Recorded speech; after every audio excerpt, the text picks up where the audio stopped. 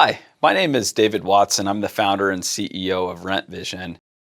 And in the 15 years I've been in the multifamily industry, I've seen the same problem happen again and again. People react to vacancy. You've seen it. There's a vacancy crisis at an apartment community. The leasing agent thinks that you need to lower rents. The property manager thinks we need to update units.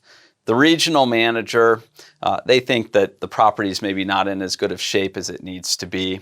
And then you've got the executives and property owner A and property owner B thinking, that we should maybe update units or do nothing, and we just have a poor leasing agent.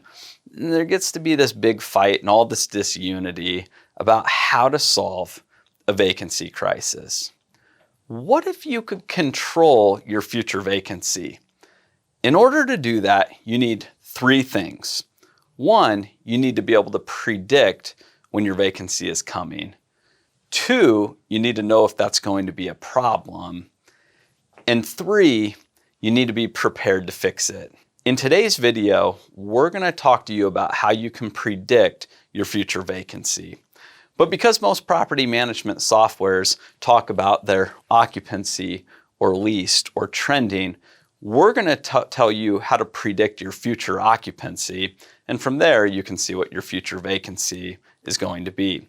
So first, let's look at these particular metrics. Down here we have a timeline of a resident moving into a unit. So they move in, and then the status of that unit is occupied. Once that person gives their notice to move out, it's occupied on notice, and then they actually move out, and that unit is vacant. And then when you get a new resident to turn in a rental application, it becomes leased until they move in, and then it's occupied again. Let's look at how our key metrics actually treat these different categories. They count occupancy as occupied.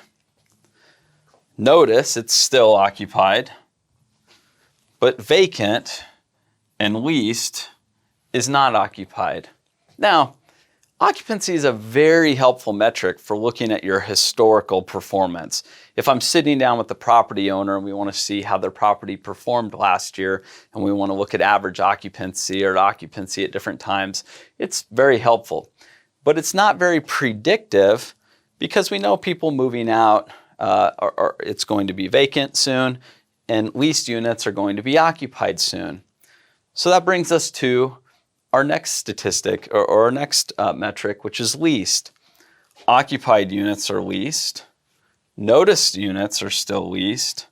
Vacant, unrented units are not leased.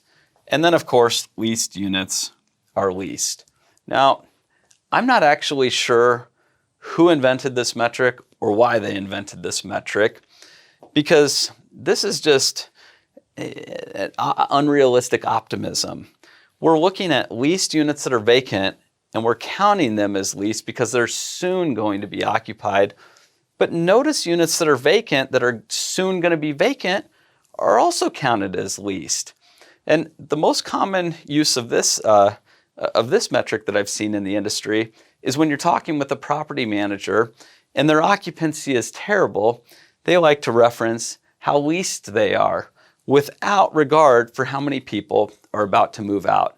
My recommendation is that you stop using your leased metric altogether. It's of no value. I think some property management softwares discovered this, and so they tried a new metric, trending. They said, these units are occupied. Notice units are going to be vacant soon, so we don't want to count those. Vacant units are vacant, and leased units are going to be occupied soon. So this is a really good attempt. These units are going to be vacant in the near future, so we don't want to count them. And these units are going to be occupied, so we do want to count them. So they're getting closer. Here's the problem with trending units. If you require a 60-day notice for move out, 60 days before somebody moves out, that unit is going to be counted as vacant. But what we found looking at the averages with our clients is a unit is leased approximately 3 weeks. So for about 21 days, we're counting a vacant unit as occupied, but for about 60 days, you'd be counting an occupied unit as vacant. So this paints generally a pessimistic picture of your future. And so that's not very helpful either. And thus, most people don't actually use their trending statistic.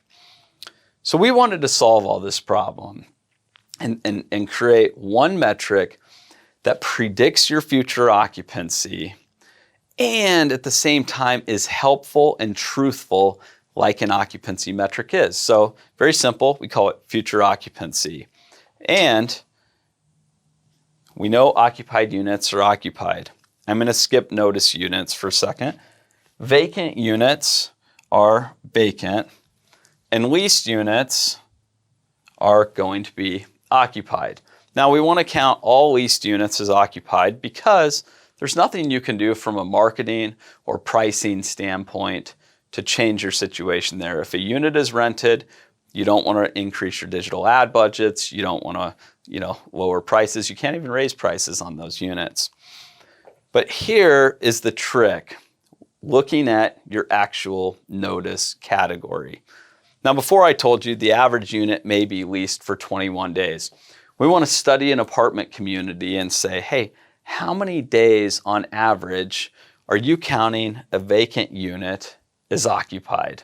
We need to count the same number of days for a occupied unit as vacant. So let's say the average time a unit sits in the leased area is about 21 days.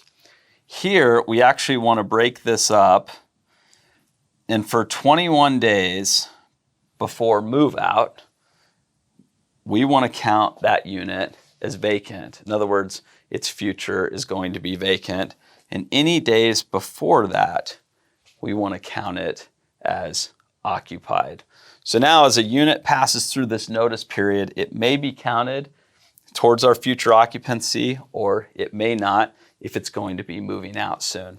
This timing is really helpful because now we know our future occupancy will equal our occupancy, but very rarely ever be the same number. So we can put trust and faith in this number. And at the same time, the timing here is really great for things like digital ads to increase your spend when you know you're going to have a future vacancy problem.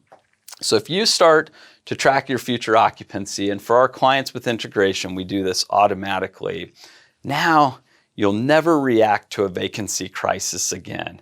Instead, you'll know your future occupancy and you'll know your future vacancy, and you'll be able to address it at the right time, and that's before it happens.